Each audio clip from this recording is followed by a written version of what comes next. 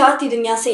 Pakistan stock market में मजबूत रुझान का सिलसिला बरकरार है। कारोबारी हफ्ते के पहले रोज स्टॉक मार्केट के 100 इंडेक्स में 1254 पॉइंट्स का इजाफा हुआ, जिसके बाद स्टॉक मार्केट में 100 इंडेक्स 99,092 पॉइंट्स पर ट्रेड कर गया।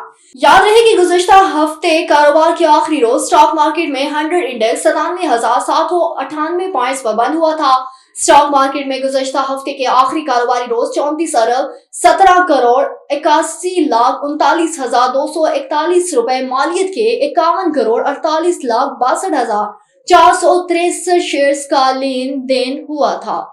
आगे बढ़ते हुए आपको बताएं कि मुत्तहिदा अरब अमारात की कौंसल जनरल बगीत अतीक ने कहा है कि पाकिस्तान की मौशियत दुनिया की बड़ी मौशियतों में शमार होगी। मुत्तहिदा अरब अमारात की कौमी दिन के हवाले से तकरीबात का सिलसिला जारी है। कराची में मुनक्किदा तकरीब में मुत्तहिदा अरब अमारात की कौंसल जनरल बगीत अतीक ने शिरकत की। तकरीब में ताजिर बरादरी, FPCCI और चैम्बर ऑफ कॉमर्स के ताजिर भी शरीक हुए। और मुल्क में सोने की कीमत में मुसलसल छठे रोज इजाफा होने से फी तोला सोना 2200 रुपए महंगा हो गया।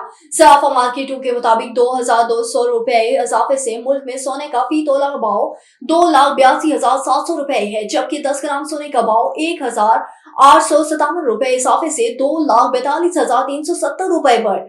आलमी बाजार में सोने का भाव $22 इजाफे से $2,715 फी ऑन्स है। याद रहे कि इस हफ्ते सोने की कीमत में ये मसलसल छठे रोज इजाफा हुआ है।